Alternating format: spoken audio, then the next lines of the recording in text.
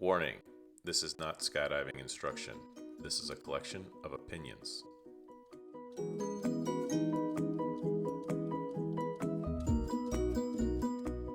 Whenever people come to me and ask, well, when can I base jump?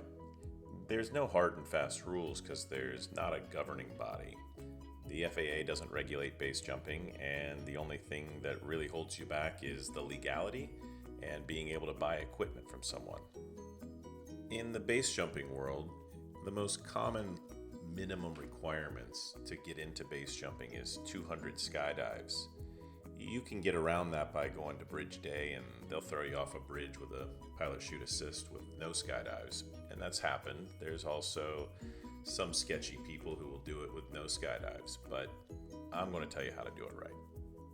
If you just want to do it once, I recommend you go to Bridge Day or go to the bridge in Twin Falls, Idaho, and there are a couple different people like Sean Chuma who will take you for a base tandem jump.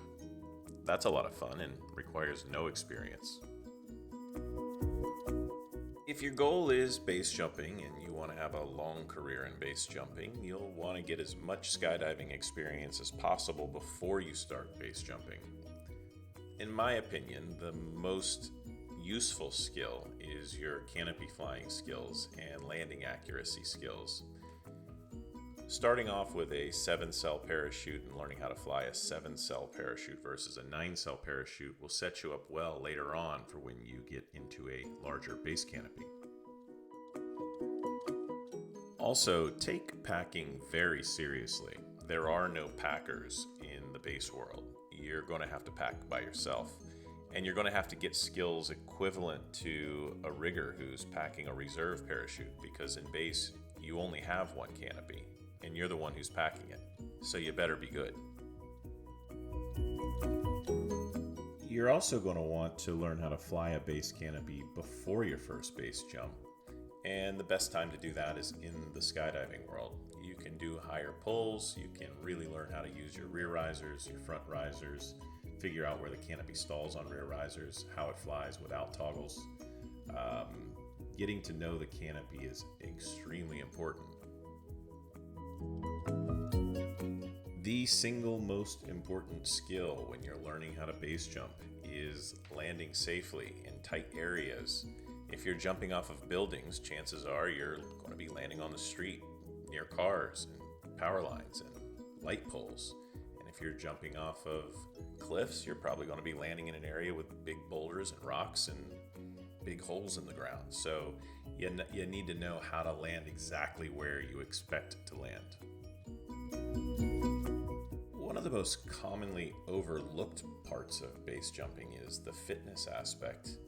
You're going to be climbing up buildings, you're going to be going up stairwells, you're going to be climbing ladders to go up antennas, you're going to be climbing up mountains to do cliff jumps. So learning how to do some approaches with 30 pounds on your back, both ascending and descending, is essential. Overall, you really need to know how to do 2.5, 3-hour hikes with very steep approaches with a weighted backpack before you even think about going to your first base jump course. Because once you jump down off of the bridge in Twin Falls, Idaho, you have to climb back up. The reason I keep mentioning Twin Falls, Idaho is the Prime Bridge is legal to jump off of, and there are several base jumping schools that operate out of that bridge year-round. Scotty Bob Morgan and his wife Julia have the Bob's base jump course. Miles Dasher has Twin Falls Base. Sean Chuma, there are several. Snake River Base is another great one. It's going to be up to you to find the instructor that you gel with and that you learn best from, and move forward with them, because your life is in their hands when you're learning this stuff. If you've watched all this and you think you still want to give base jumping a go, I highly encourage you to pick up The Great Book of Base. It is the most comprehensive collection of information about base jumping and base jumping instruction. I also encourage you to read the base fatality list from start to finish. It's a listing of all deaths that have occurred in the pursuit of base jumping. The best base jumpers and instructors in the world are all available to you, so you might as well just do it right and sign up for a first base jump course. Good luck.